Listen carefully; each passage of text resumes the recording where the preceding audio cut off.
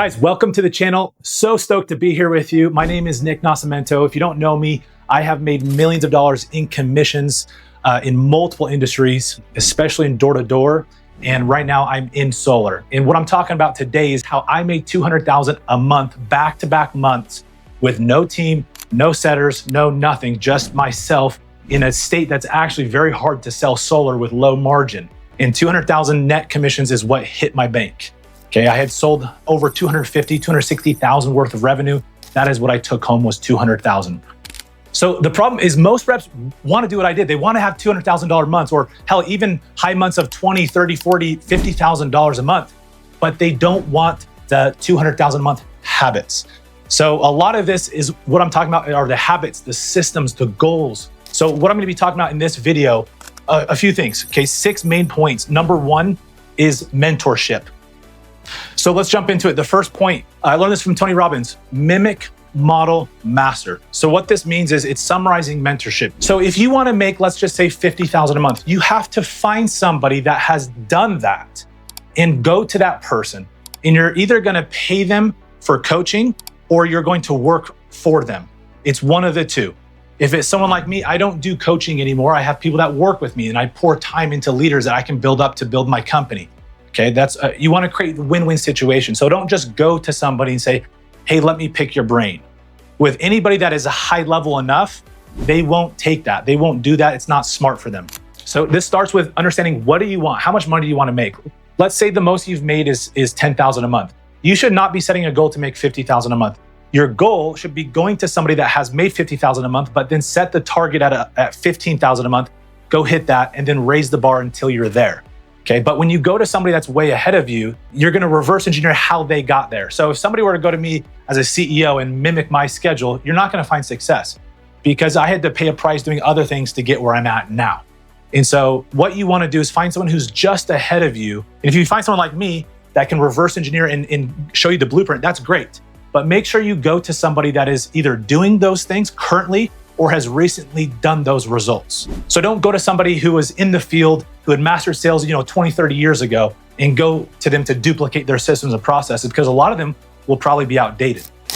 So when you find that mentor, most people do not fully mimic and model that person, okay? That's why I put these 2 words here. It's not partially mimic, it's not partially model, it's not pick and choose what you like and what you don't like.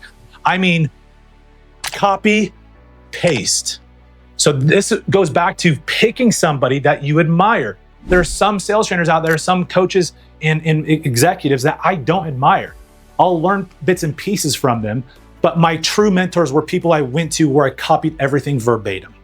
This requires a lot of humility, and if your ego is going to get in the way, it's going to block a lot of your success. So you have to check your ego at the door and learn and be a sponge and soak things in from this person. For me, what I did is I actually flew out to a different state and I worked with one of the top producers in my industry for an entire month. I actually made very little money during this opportunity because I didn't have a lot of the training in their specific market. In solar, it changes drastically based on where you sell. But what I did extract was his mindset on knocking, on prospecting, on how he ran appointments. I understood his mindset and his conviction around the product we sold. So although I didn't make a ton of money that month, so even though I didn't learn a ton from this specific mentor, I took a lot of the gold nuggets and brought them back home with me. And that was a big catalyst for me doing $200,000 a month back in my home state in Utah. So the key point with this mentorship to make it work is you still have to put in repetition. Tony Robbins says the 2 things that get you results faster than anything else is proximity to high-level people and immersion, and then repetition. So if you get proximity and mentorship from somebody, but you're not practicing, you're not role-playing, you're not executing and taking massive action, it's not going to help you at all. So take massive action. You have to put in the repetition. All right, point number 2, reverse engineer any goal. So let's say, for example, my target was $200,000. So the first thing you want to do is take the target of $200,000 and you want to divide it, your income target, by what you make per deal. So I knew on average, I was making about $6,250 per deal, which means I would have to self-gen 32 deals. Now, after cancels and everything, from my numbers, I'd have to sell around 35, which I did. And 32 are what moved forward and got installed and got paid out. So you understand the number you're making per deal, divide it by your total target. And that's going to tell you how many deals you need to sell. And then to understand that, then you take the next step further by focusing on the process, not the prize. The prize is the income. The process are the conversations, the appointments set, the appointments ran. And most reps, it's very hazy, it's fuzzy, their understanding about those numbers. And so you have to get very clear on those exact numbers. So for example, for me, I knew I had to follow an exact system. This was my KPI success matrix. So you have setting over here in closing. This was the system, the blueprint I followed to guarantee success. And you guys need to create this for yourselves in your particular industry. Okay, if you're in solar yourself, Jenny, you can almost copy paste this. So this is on the doors and prospecting on this side. This is in home. The problem with a lot of salespeople who self-gen, they're running appointments and prospecting is their schedule's all over the place. They don't know what a successful day looks like. So for me, I had 4 options of a successful day. I could run 0 appointments in a particular day and close 0 deals, but I could still have a massive win. And it's if I talk to 20 decision makers, qualified conversations, because if I talk to 20, on average, I'd set 5 really solid sets, of which I'd end up closing 2 or 3 the next day or 2. So this allowed me to not ride that sales coaster, that solar coaster. I was consistently selling 1 to 3 deals every damn day. And again, if I didn't, I was still winning. And so this is part of the 6th point we're going to talk about with mindset. But when this is the focus, you don't get in these slumps mentally. I had days where I made $30,000 in one day closing 3 big deals. And I'm driving home thinking, shit, I didn't talk to enough people today on the doors. I didn't set enough appointments. Think about that perspective. And in the days where I had sold 0, I'm like, hell yeah, I talked to 25 people. Even if I didn't get the sets, I still knew with time, if I follow that system, I keep my mindset and my skill set sharp, that I'm gonna win. So you need to follow a system like this, reverse engineer the goal into daily inputs. And then the 3rd point here is you need to build out your schedule.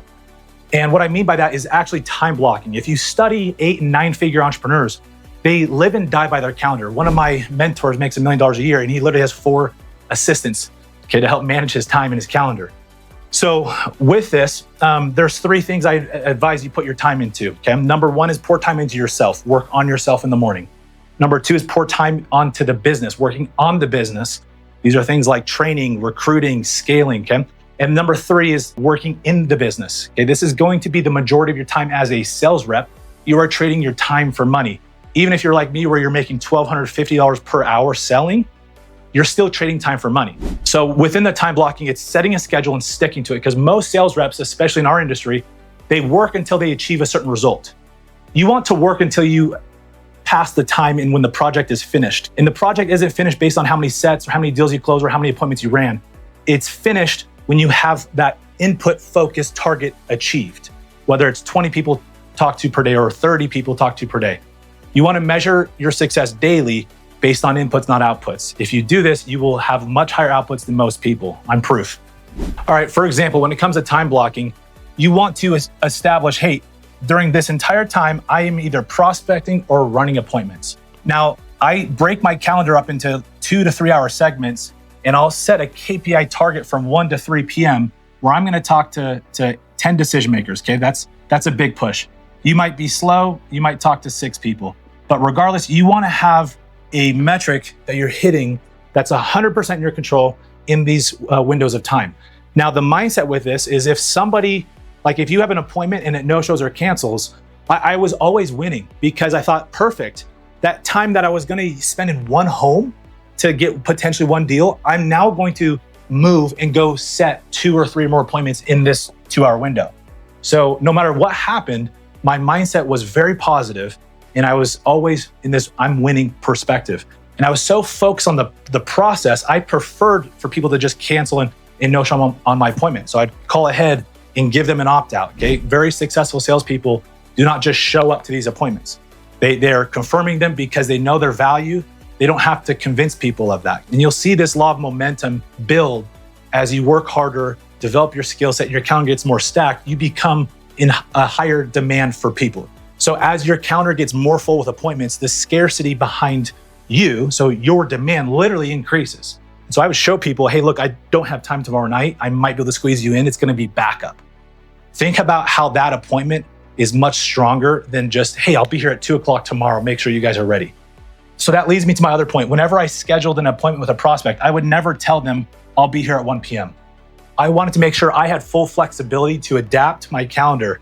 So I would tell them, hey, look, I'll be here sometime between 1 and 3 p.m., depending on the appointments before you and depending on the ones I have after. This allowed me to play the cards in my favor. Okay, if an appointment was running over, I wasn't scrambling or rushing. Okay, I could still close the deal. And it allowed me to fit more people in, more deals in, or more opportunities at bat to close a deal. Okay, that's the game. A lot of people try to close every single prospect. I just relinquished control, said it's okay. I'm gonna control what I can control and talking to more people, getting as many appointments as I can stacked. Now, when I had flaky prospects, I'm like, I don't know, they're not very interested. I would always double or triple book those 2-hour windows. Okay, this is a huge hack.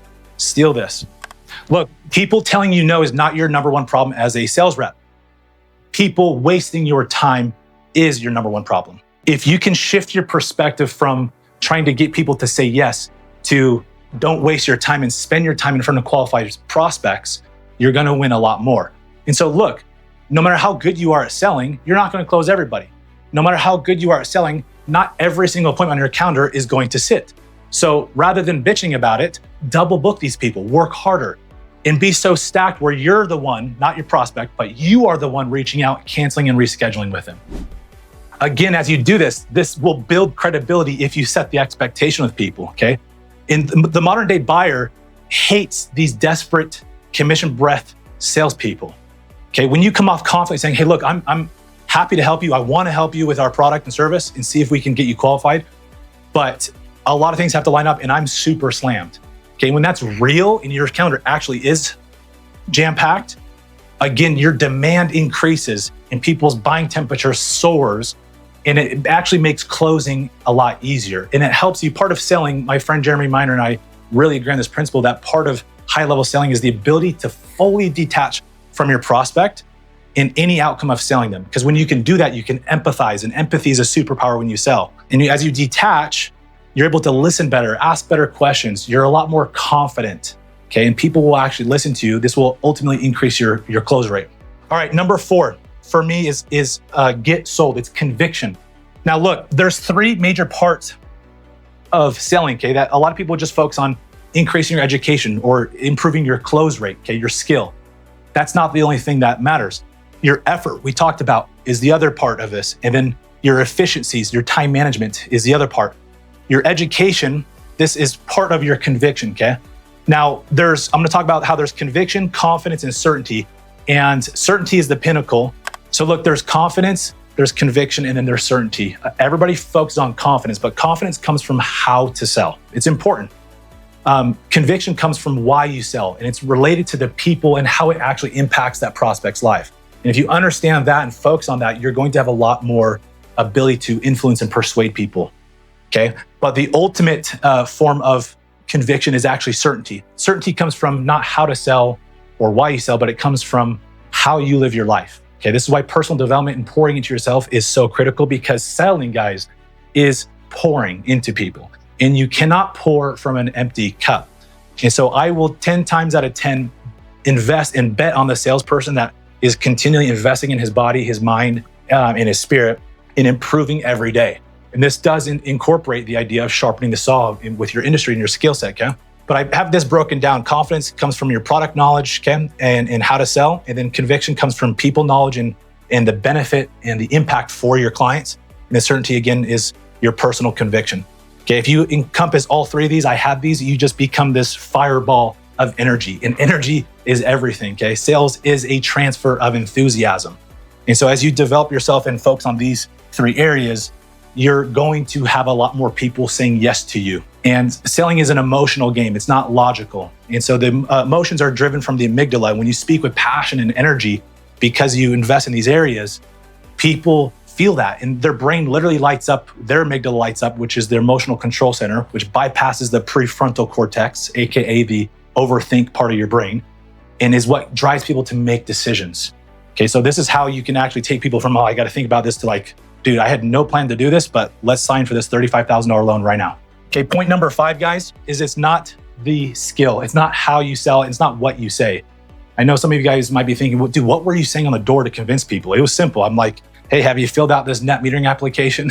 It's to help with utility costs, right? That was how I started my pitch. But again, there's people who are way more talented than me as far as what to say and how to say it. But I achieved greater results than 99.9% of salespeople because of systems, not skill. We've already talked about some of these systems, but I can't stress this enough. Follow this KPI success matrix or some kind of input focused system every day. No matter how many appointments you're running, if you're running less appointments, you have a higher inputs with prospecting. If you have lower appointments, you have less prospecting. If you follow that every day, you're going to win. Okay, we've already talked about some of the systems, but we mentioned how you want to double book your appointments, okay? You want to focus on the inputs over outputs. You want to focus on time blocking and following a certain schedule. As you incorporate these systems, you're going to gain momentum and consistency. And consistency is the key to selling at a high level. So many sales reps have great talent, but they don't perform at a high level because they lack the consistency. So stop focusing on skill and get the systems down, and make sure your systems incorporate a way for you to learn and improve daily. And if you got the other major points first with conviction and getting a mentor and following a system that they've created, you're going to attract the skill as long as you practice every single day. And finally, number 6 is mindset. Again, we talked on this too. The main thing is shifting your focus from what I told you of trying to sell everybody and people telling you, trying to avoid people telling you no and trying to convince people to say yes. Shift your perspective from that to spending time in front of qualified prospects. That is the game. Don't major in minor things. Minor things in sales is taking notes on prospects. It's everything but being in front of a qualified prospect that is interested in a good fit. You want to spend major time in front of prospects that can buy. That is the game. The more you can increase your time in front of those qualified prospects, the more money you're going to make. So shift your perspective, get excited about the no's. If people are not a good fit, you run an appointment and it cancels or they're not interested, great. That's an opportunity to go get 2 or 3 or more sets. You have to shift the mindset, okay? This is not some like happy-go-lucky positive thinking mantra. This is the reality. It's just people tend to see the glass half empty. But if you shift it from, hey, this is how it's half full, that glass fills a lot faster and you'll see a lot more success. So guys, look, the truth is anybody can make 6 figures in sales. And look, I honestly believe most people can even make 6 figures a month, 7 figures a year in sales. You just have to have the right conviction. You have to have the right systems and you have to have the right mentality. Get sold on your product. Get sold on serving people. Get sold on you and how you live your life. I promise you, as you follow this framework that I made, you'll see massive success as I've seen in selling. And if this helped, please don't just watch this video. Apply what I'm talking about. I want to see you guys get success. I get testimonials randomly at different events where people see me, and I love hearing their success stories. Please, if this helped, I'd love if you leave a comment. I want to hear what you want to see in another video, or if you have questions, please like the video, subscribe to the channel, and I hope you guys crush it. Let's go.